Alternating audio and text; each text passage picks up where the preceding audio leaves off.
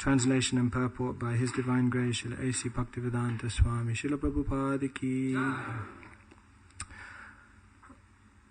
O my daughter, who were born in a respectable family, how have you degraded your consciousness in this way? How is it that you are shamelessly maintaining a paramour? You will thus degrade the dynasties of both your father and your husband to hellish life. Purport. It is quite clear that according to Vedic culture, a woman who accepts a paramour or a second husband in the presence of the husband she has married is certainly responsible for the degradation of her father's family and the family of her husband. The rules of Vedic culture in this regard are strictly observed in the respectable families of Brahmanas, Kshatriyas and Vaishyas even today. Only the Sudras are degraded in this matter. For a woman of the Brahmana, Kshatriya or Vaishya class to accept another husband in the presence of the husband she has married, or to file for divorce, or accept a boyfriend or paramour is unacceptable in the Vedic culture. Therefore, Saryati, who did not know the real facts of Chyavan Muni's transformation, was surprised to see the behavior of his daughter. I think I've been set up. Om Ajnanati Mirandhasya Jnananjana Shalakaya Chakshurunmilitam Yena Tasmai Shri Gurave Namaha Shri Chaitanya Manobhistam Stapitam Jena Bhutale Swayam Rupa Kadamayam Dadati Svapadantikam Vandeham Shri Guru Shri Jata Padakamalan Shri Gurun Vaishnavamscha Shri Rupam Sagrajatam Sahagana Raghunathanvitam Tam Sujivam Sadvaitam Savadutam Parijana Sahitam Krishna Chaitanya Devam Shri Radha Krishna Padan Sahagana Lalita Shri Vishakhanvitamscha Hey Krishna Karuna Sindhu Dinabandhu Jagatapate Gopesha Gopika Kanta Radha Kanta Namostate Tapta Kanchana Gaurangi Radhe Vrindavaneshwari Vrishabhanu Sute Devi Pranamami Hari Priye Vancha Kalpatarubhyascha Kripa Sindhubhya Evacha Patitanam Pavanebhyo Vaishnavebhyo Namo Namaha Jai Shri Krishna Chaitanya Prabhu Nityananda Shri Advaita Gadadhar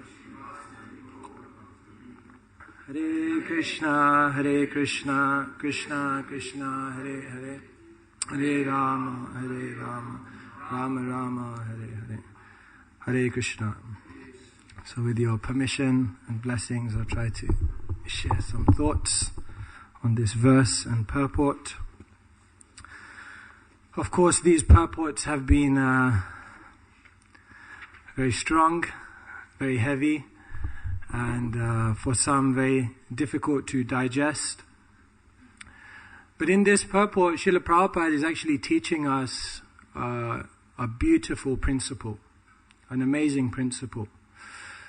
In the world we're living today, relationships is a big thing. Everyone's talking about how we can have deeper relationships. Even what to speak of outside ISKCON, even within ISKCON, there's a lot of talk about how we can have deeper relationships. Actually, in this purport, Srila Prabhupada is giving us the cardinal principle, the most important principle, one of the most important principles to having deep relationships. And the principle that Srila Prabhupada is bringing out in this purport is the principle of commitment. Without commitment, there is no question of a deep relationship. In fact, the depth of any relationship is in proportion to the amount of commitment that is given in that relationship. That is the principle given by Rupa Goswami. In the Bhakti Rasamrita Sindhu, Rupa Goswami explains, there is sadhana bhakti, there is bhava bhakti, and then there is prema bhakti. Bhava bhakti means ecstatic love, prema bhakti means pure, unalloyed love. But before there can be any sense of bhava or prema, there must be sadhana, which means committed, regulated, disciplined, dutiful action. So this really is the principle of relationship building in the world. It doesn't matter what relationship it is, whether it's a relationship in the material world, whether we're talking about a relationship with Krishna. Deep relationships come when there is commitment. Here, Srila Prabhupada is specifically referring to the relationship of husband and wife. And here Srila Prabhupada, for some, makes a very strong statement. He says, for a woman of the Brahmana, Kshatriya or Vaishya class to accept another husband in the presence of the husband she is married, or to file for divorce or accept a boyfriend or paramour is unacceptable in the Vedic culture. Here Srila Prabhupada is underlining the key principle that a woman must be committed to the husband. In any relationship in this world, there is always friction. There are disagreements, there are arguments, there are quarrels. But we have to learn to not take those so seriously. Like Chanakya Pandit says, two goats fighting, a thunder clap in the morning, the funeral ceremony of a sage, and the argument between husband and wife. All of these four things, they begin in grand style, in a big way, but they end in insignificance. In other words, Srila Prabhupada in his lectures, he would say, if a man and woman, if a husband and wife have an argument, there's lots of shouting, and then after an hour, everyone's forgotten about it. And life goes on. We don't hold grudges. Yeah, you see this principle actually, like, for example, if you go to India, like once I was in India and I was in a car, and then right in front of me I saw these two cars having a car crash. So anyway, then this taxi driver decided to also stop and see, what was going to happen next.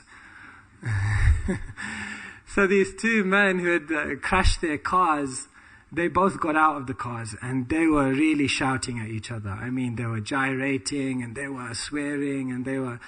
So I was watching the whole scene, and within 1.5 minutes, there was a crowd of about 50 people around them, and the 50 people around them were just as vocal as these two guys. They were all taking sides, and they were saying, no, and everyone was totally into the argument. Anyway, then this taxi driver was also watching, so I thought, anyway, now he's stopped, I'll go and get some water. So I went to the shop, I got some water. It took me 5 minutes to go to the shop and get some water, and by the time I returned, the whole scene had changed. The two cars were parked up, and I looked over, and these 50 people were all sitting at a tea stall.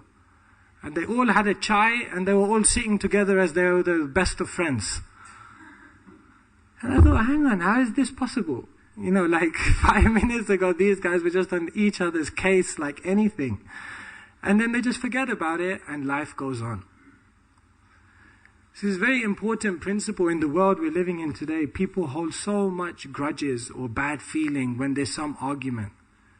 Like just the other day on Saturday, I was in Kenilworth, so we were doing some book distribution, and I stopped this lady, she took a book. And then just as she was leaving, there were tears in her eyes. So I said, what's the problem? She said, can you pray for me? I said, yeah, what's the problem? She said, 2 years ago, I had an argument with my best friend. And we haven't spoken since. So this weekend, I'm going to try and go and speak to her and repair the relationship. So can you say a prayer? So I said, yeah, I'll try my best with whatever I have. So it's like that in this world. People have an argument and then they never forget.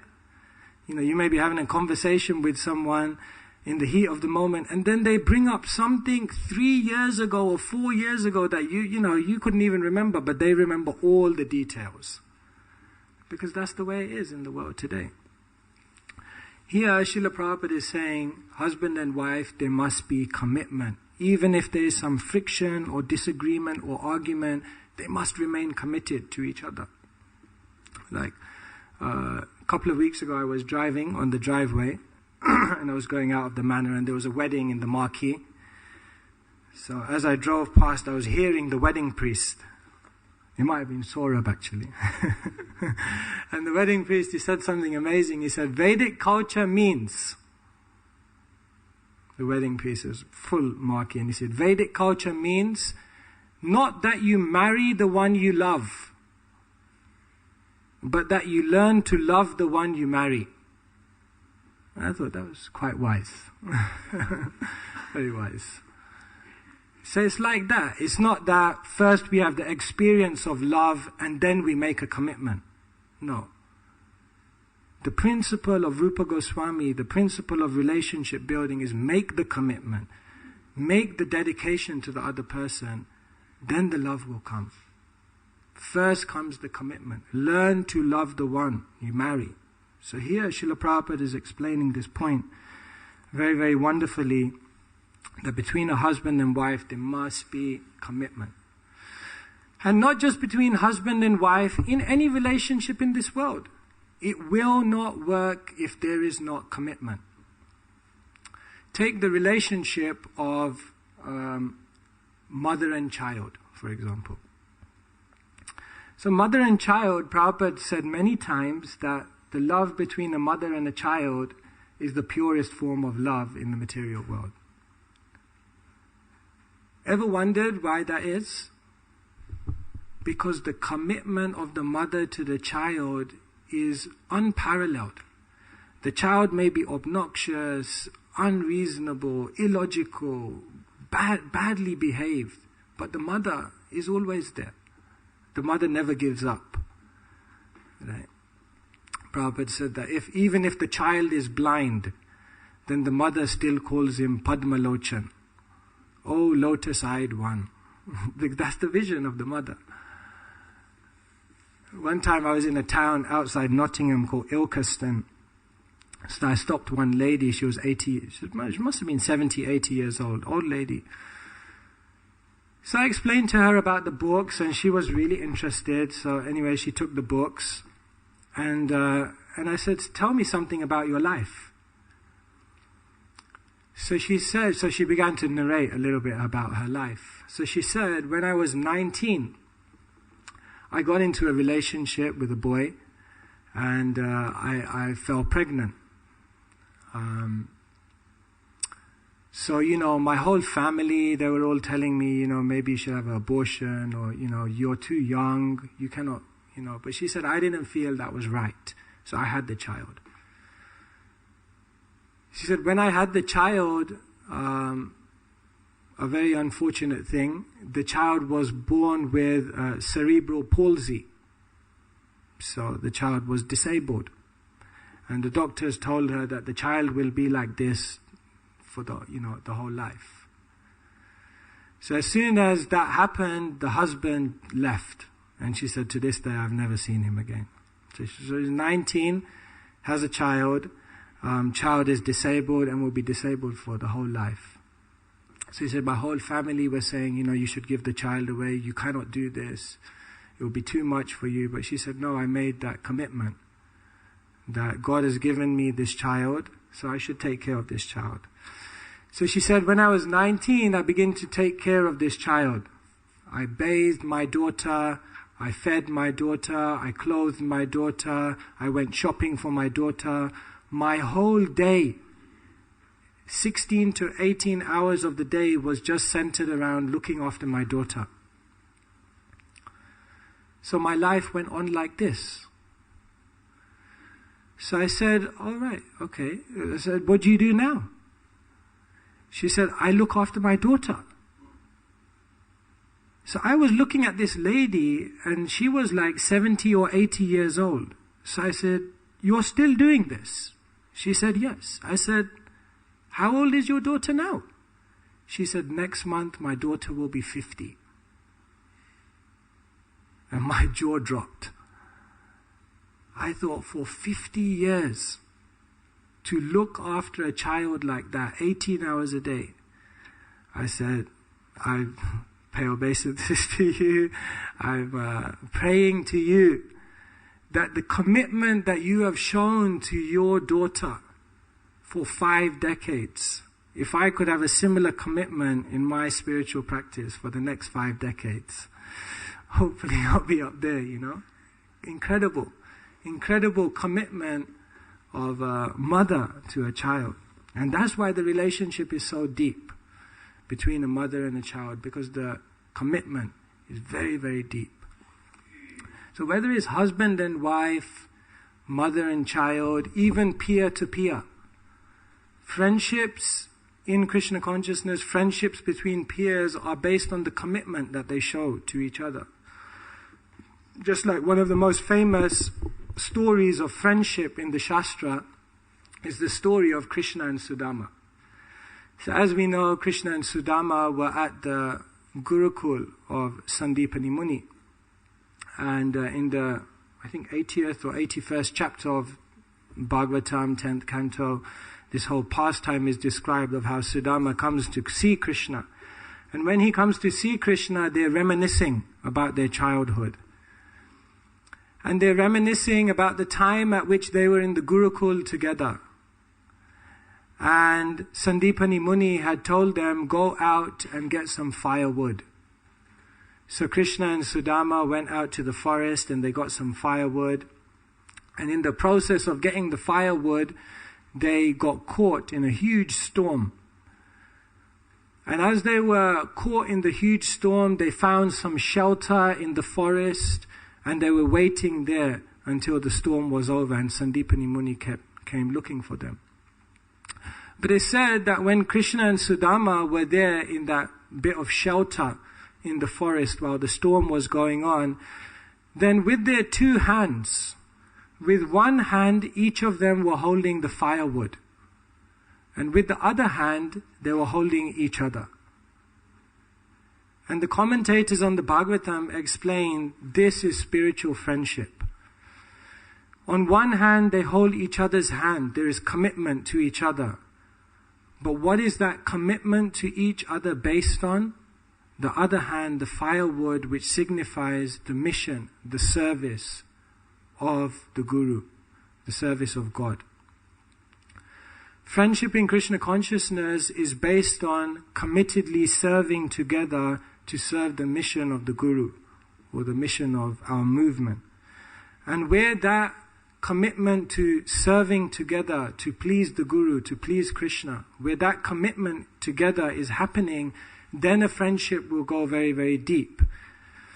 If Krishna and Sudama were just walking through the forest holding each other's hands, just that wouldn't be complete.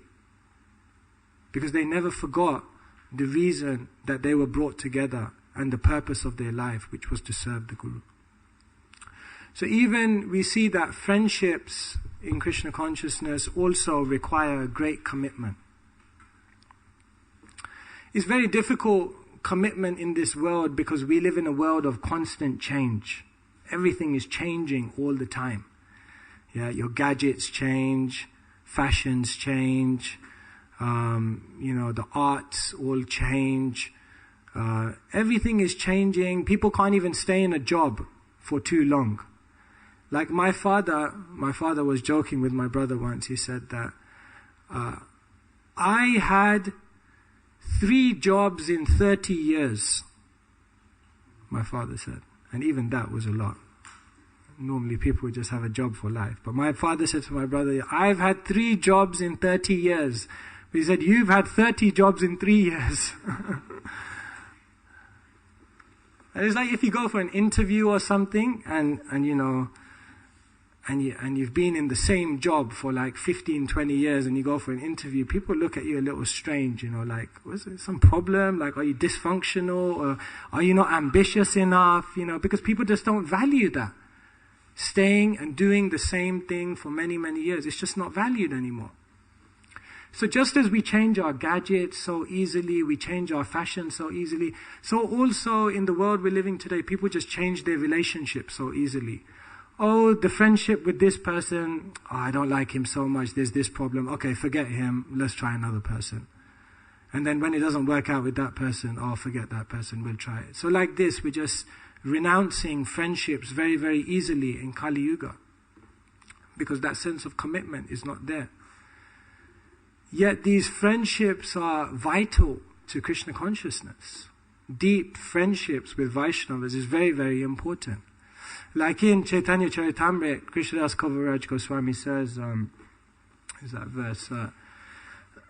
Krishna Bhakti Janma Mula Hoya Sadhu Sangha Krishna Prema Janmateho Puna Mukhya Anga. That Krishna Bhakti Janma Mula, the very root of beginning devotional service, Hoya Sadhu Sangha, is the association of Vaishnavas.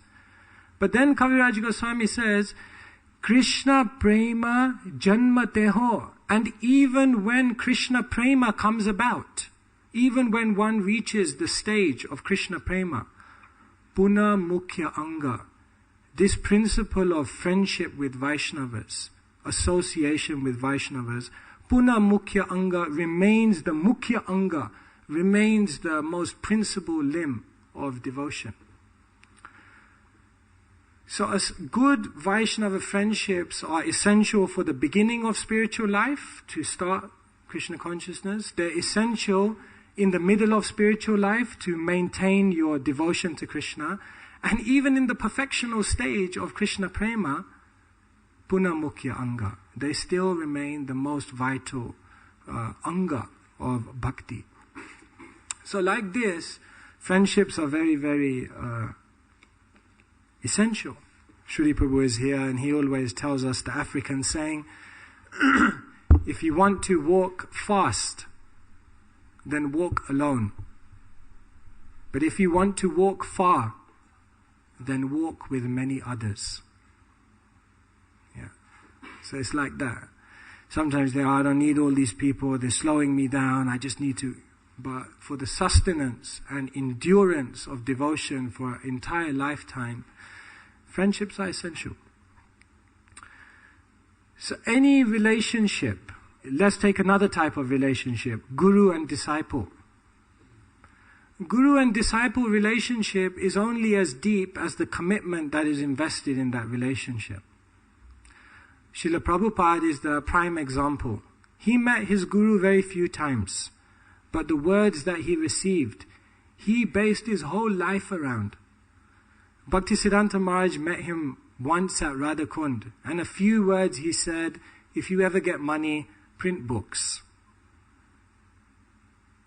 And Prabhupada said, I followed that instruction with my life and soul. Prabhupada said, in this regard, for this instruction, I followed my guru blindly.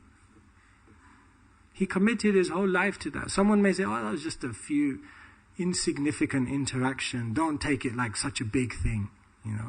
He said that, it's not such a big thing. But Prabhupada, no, he had that faith and he committed himself to those instructions. So in that service to the Guru, that commitment of service to the Guru, the relationship is going very, very deep.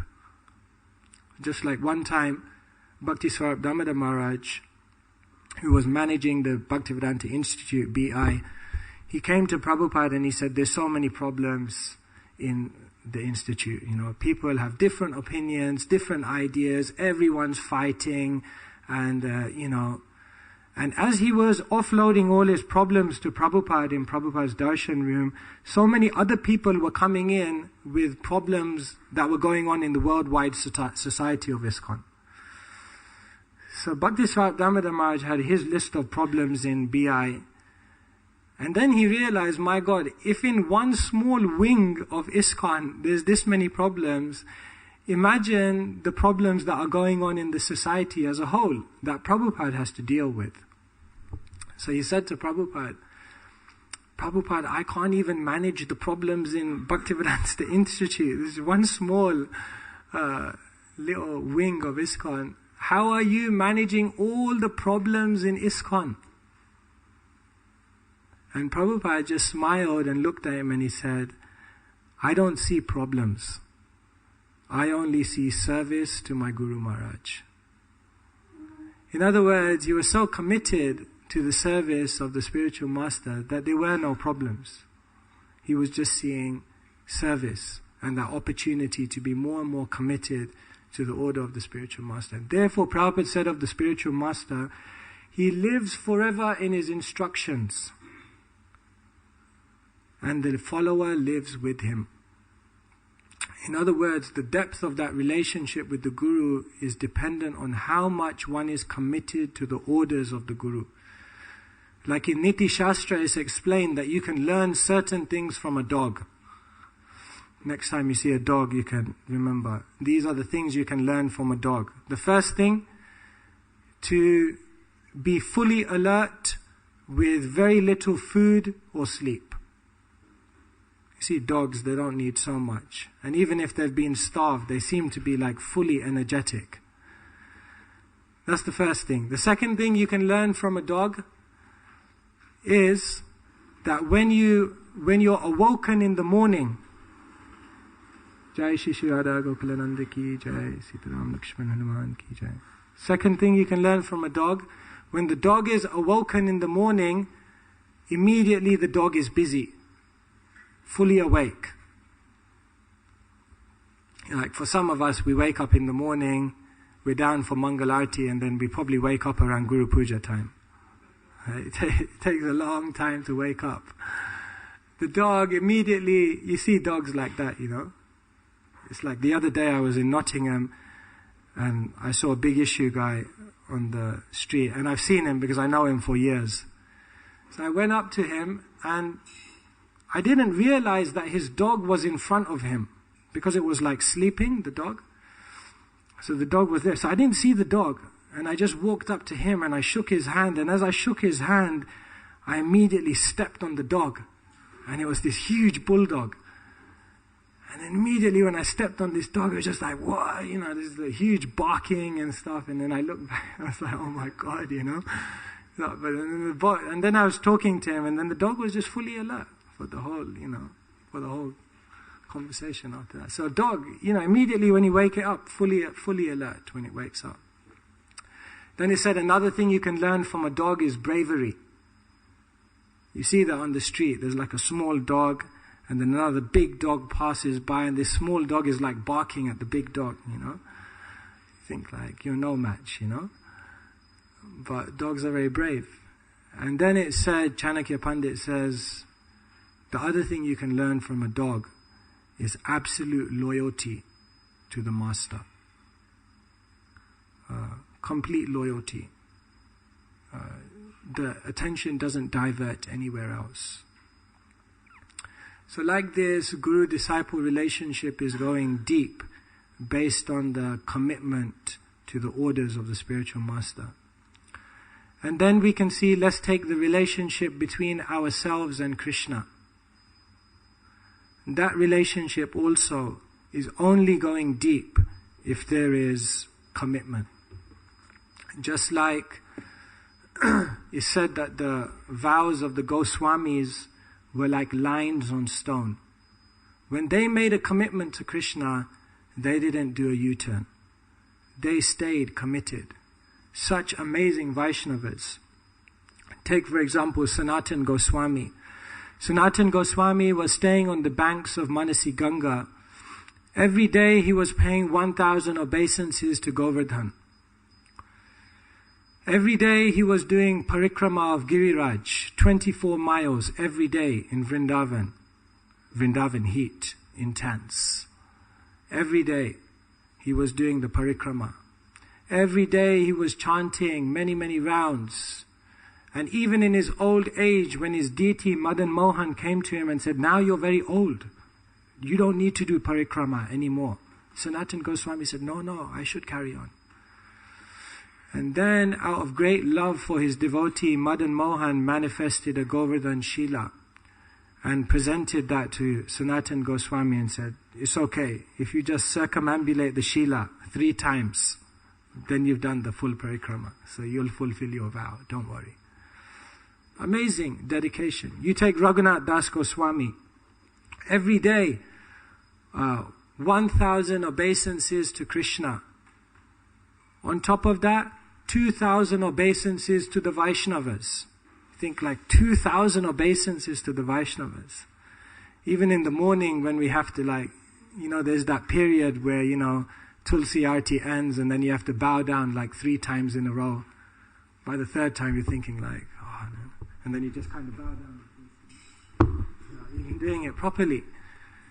2,000 obeisances to the Vaishnavas. 1,000 obeisances to Krishna. 100,000 names of Krishna every day. He said that Raghunath Das Goswami was sleeping for less than 2 hours. 22 hours of his day was just engaged in bhajan. That's commitment. Haridas Thakur, what was his commitment? 300,000 names of Krishna. Haridas Thakur's life is amazing because there you see nothing could shake his commitment. If you look at what generally shakes our commitment in Krishna, usually it's 3 things. Sense gratification, sickness, or suffering. Isn't it? When you have some opportunity for sense gratification, then Krishna goes a little down the priority list. Or when there is sickness, difficulty in health, then it's difficult to chant, difficult to read. Or where there is some suffering in life, something bad happens, somehow it's difficult to connect to Krishna at that time. Haridas Thakur, was he affected by sense gratification? He was given the opportunity for the greatest sense gratification. Not once but twice the most beautiful prostitutes came to him saying, I want to enjoy with you. He remained committed to his devotional practices. Did suffering affect Haridas Thakur? He was beaten in 21 marketplaces by the Muslim magistrate. All he had to do was give up the chanting and they would have let him go. I cannot give up the chanting. It doesn't matter what suffering comes to me. I must continue my chanting. And did sickness affect Haridas Thakur? When he was at Siddhabakul in Jagannath Puri, he was so sick. He was so sick that Chaitanya Mahaprabhu came to him and said, I'm now telling you, reduce your number of rounds. Your body is diseased. You've done your bit in the world. You can now relax. Haridas Thakur said to him, my disease, my real disease, is that I have no taste for the chanting of the holy name. Therefore, how can I give up the chanting of the holy name? I must develop attraction. Therefore, I must continue with this vow. Bhaktisiddhanta Saraswati Thakur says, the determination of a devotee for chanting should be so strong that even if Chaitanya Mahaprabhu himself came to you and said, stop chanting, you still wouldn't stop chanting. That is the commitment. So we see the great Vaishnavas, so much commitment is there. That's why the word guru means heavy. Bhaktisiddhanta Saraswati Thakur explains, why is the guru heavy? The guru is heavy because nothing can budge the guru from the service to Krishna. Nothing will divert them from remaining dedicated to the lotus feet of Krishna. And therefore the Bhagavatam says, Sadhavo hridayam mayam, sadhanam hridayam taham, madanyattena jananti, naham tebhyo managapi. The devotee is within my heart, and I am within the heart of the devotee. Why? Madanyattena jananti, because the devotee does not know anything but me. And therefore I do not know anything but the devotee. This is the commitment between a devotee and Krishna. So therefore, if we want our relationship with Krishna to go deep, then there has to be commitment. He said that vows are very easy in the beginning because there's freshness, there's novelty, And vows are very easy in the end of spiritual life because there's natural love and taste. But in the middle of spiritual life, there's no freshness left, and at the same time there's no taste. Natural, spontaneous love for Krishna. Therefore, in the middle of spiritual life, to continue on with commitment is very, very difficult. And therefore,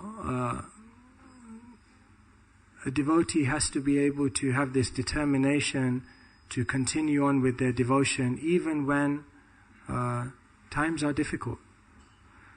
Because that commitment will make the relationship with Krishna much, much deeper. So, just to summarize, time is moving on. In this verse, Srila Prabhupada is making the wonderful point that there should be commitment between the husband and wife. And commitment is the basis for any relationship. Whether it's husband and wife, whether it's mother and child, whether it's friend to friend, whether it's guru and disciple, or whether it's between us and Krishna. The basis, if we want deep relationships, is we must be committed. We must continue on. So therefore, we can take this very wonderful lesson from this purport of trying to become more committed in what we've done. Generally, we are hesitating to make any commitment in a relationship. And even when we've made the commitment, then it's very, very difficult to honor that commitment. But these commitments, especially the commitment that we make to Krishna, is actually our greatest wealth. Once Krishna was in Vrindavan, and he saw that the gopis had many, many pearls. So then he went to Mother Yashoda and he said, I also want many, many pearls. So I have 1 or 2 pearls. So what I'm going to do is I'm going to plant these pearls in the soil. And then more pearls will come about. Mother Yashoda looked at him and said, no, I'm from a Vaishya family. I'm from a farming family. I know how it works. You don't get pearls by planting pearls. Krishna said, no, it's possible, it's possible. So that very day, Krishna went away and he planted the pearls. And lo and behold, the very next day, there were many, many bushes with many, many pearls. And he said that these pearls that we plant are the pearls of the commitment we make to Krishna. We make a commitment to Krishna and we take that invaluable, priceless commitment and we honor it. We carry it out with devotion, and over many, many years, eventually those commitments will bear fruit and a very, very wonderful spiritual life. Prema, Krishna prema, love of Godhead. Hare Krishna.